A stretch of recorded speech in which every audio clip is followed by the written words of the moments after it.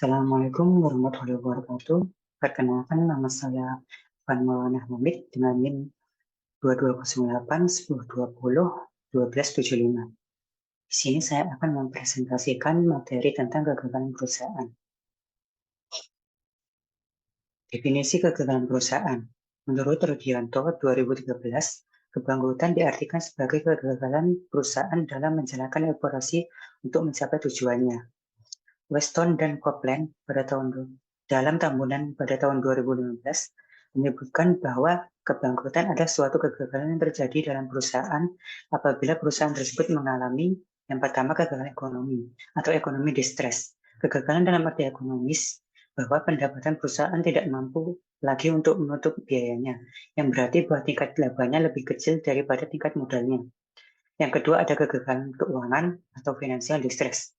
Insolvensi memiliki dua bentuk, yakni default teknis yang terjadi bila suatu perusahaan gagal memenuhi salah satu atau lebih kondisi dalam ketentuan hutangnya, seperti rasio aktiva lancar dengan hutang lancar yang ditetapkan, serta kegagalan keuangan atau ketidakmampuan teknis atau technical insolvency yang terjadi apabila perusahaan tidak mampu memenuhi kewajibannya pada waktu yang telah ditentukan.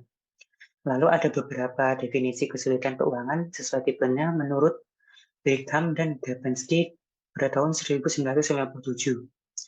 Yang pertama ada economic failure. Economic failure atau kegagalan ekonomi adalah keadaan di mana pendapatan perusahaan tidak dapat menutupi total biaya, termasuk cost of capitalnya. Bisnis ini dapat melanjutkan operasinya sepanjang kreditur mau menyediakan modal atau pemiliknya mau menerima tingkat pengembalian atau rate of return di bawah pasar. Yang kedua ada bisnis failure. Kegagalan bisnis didefinisikan sebagai bisnis yang menghentikan operasi dengan akibat kerugian kepada kreditur.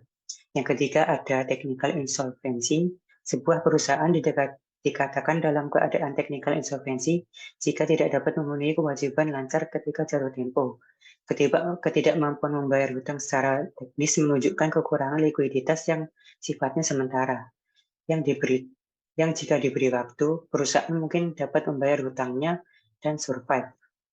Di sisi lain, jika technical insolvency adalah gejala awal kegagalan ekonomi, ini mungkin menjadi perhentian pertama menuju ke bencana keuangan atau financial disaster. Yang keempat ada insolvency in bankruptcy. Sebuah perusahaan dikatakan dalam keadaan insolvency in bankruptcy jika nilai buku hutang melebihi nilai pasar aset. Lalu perusahaan yang dalam keadaan insolvent in bankruptcy tidak perlu terlibat dalam tuntutan kebangkrutan secara hukum. Yang terakhir ada legal bankruptcy. Perusahaan dikatakan bangkrut secara hukum jika telah diajukan tuntutan secara resmi dengan undang-undang di Indonesia. Kepailitan atau failure diatur dalam UU nomor 1 tahun 1998. Disebutkan bahwa debitur yang mempunyai dua atau lebih kreditur dan tidak dapat membayar sedikitnya satu hutang yang telah jatuh tempo dan tidak dapat ditagih dinyatakan pailit dengan putusan pengadilan yang berwenang, baik atas permohonan sendiri maupun atas permintaan seorang atau lebih krediturnya. Brigham dan Gapenski menjelaskan pula ketidakmampuan perusahaan yang mengalami technical insolvency disebabkan masalah arus kas secara temporer. Biasanya masalah ini diselesaikan dengan restrukturisasi hutang oleh para kreditur. Sedangkan pada insolvency in bankruptcy, masalahnya bersifat permanen dan dapat mengarah pada likuidasi bisnis. Lalu selanjutnya ada indikator kegagalan perusahaan. Yang pertama ada indikator yang harus diperhatikan para manajer. Contoh, yaitu yang pertama penurunan volume penjualan karena adanya perubahan selera atau permintaan konsumen. Yang kedua kenaikan biaya produksi. Lalu tingkat persaingan yang semakin ketat.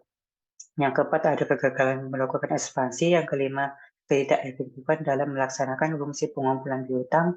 Yang keenam kurang adanya dukungan atau fasilitas perbankan. Yang ketujuh tingginya tingkat ketergantungan terhadap hutang.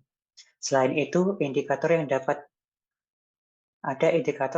diamati oleh pihak ekstern antara lain penurunan dividen yang dibagikan kepada para pemegang saham, terjadinya penurunan laba yang terus-menerus, bahkan sampai terjadinya kerugian, lalu ditutup atau dijualnya satu atau lebih unit usaha, terjadinya pemecahan pegawai, pengunduran diri eksekutif puncak, dan yang terakhir ada harga saham yang terus-menerus turun di pasar modal.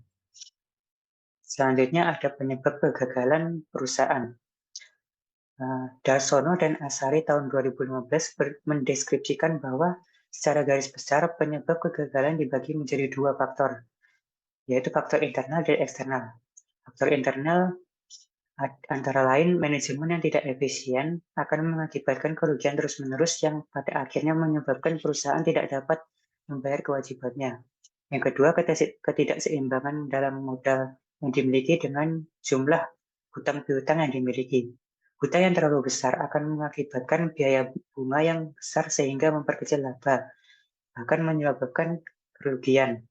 Lalu piutang yang terlalu besar juga akan merugikan karena aset yang menganggur terlalu banyak sehingga tidak menghasilkan pendapatan. Yang ketiga, adanya kecurangan yang dilakukan oleh manajemen perusahaan bisa mengakibatkan kerugian bagi perusahaan yang pada akhirnya membangkrutkan perusahaan. Lalu untuk faktor eksternal, antara lain ada yang pertama perubahan keinginan pelanggan yang tidak diantisipasi oleh perusahaan yang mengakibatkan pelanggan meninggalkan perusahaan sehingga terjadi penurunan pendapatan. Yang kedua, kesulitan bahan baku karena supaya tidak dapat memasok lagi kebutuhan bahan baku yang digunakan untuk produksi. Yang ketiga, faktor debitur juga harus diantisipasi supaya debitur tidak melakukan kecurangan dengan melalaikan utang. Yang ketiga, hubungan yang tidak harmonis dengan kreditur juga bisa berakibat fatal terhadap kelangsungan perusahaan. Yang keempat, yang kelima, persaingan bisnis yang semakin ketat menuntut perusahaan selalu memperbaiki diri sehingga bisa bersaing dengan perusahaan lain dalam memenuhi kebutuhan pelanggan. Yang terakhir ada kondisi perekonomian secara global harus selalu diantisipasi oleh perusahaan dengan semakin terpadunya perekonomian dengan negara-negara lain. Perkembangan perekonomian global juga harus diantisipasi oleh perusahaan. Selanjutnya penyelesaian kegagalan perusahaan. Yang pertama dengan penyelesaian sukarela atau voluntary settlement. Ini dapat didiskusikan melalui kesepakatan antara pihak kreditur dan debitur. Alternatif penyelesaiannya, yang pertama ada extension atau perpanjangan, yaitu pihak kreditur sepakat dengan pihak debitur untuk memperpanjang jangka waktu jatuh tempo kredit yang telah diberikan. Yang kedua ada compulsion, yaitu kreditur bersedia untuk menerima pembayaran sebagai tagihannya dan merelakan sebagian yang lainnya tidak membayar. Yang ketiga, liquidation by voluntary agreement, yaitu para kreditur secara bersama meminta likuidasi perusahaan secara informal. Lalu untuk penyelesaian keduanya adalah penyelesaian lewat pengadilan atau bisa likuidasi, yaitu dilakukan apabila kondisi keuangan perusahaan sudah tidak bisa diperbaiki lagi. Pihak yang bisa mengajukan atau memintakan likuidasi atau kepailitan yaitu ada debitur, seorang atau lebih debitur, dan jaksa. Sekian dari saya, terima kasih. Wassalamualaikum warahmatullahi wabarakatuh.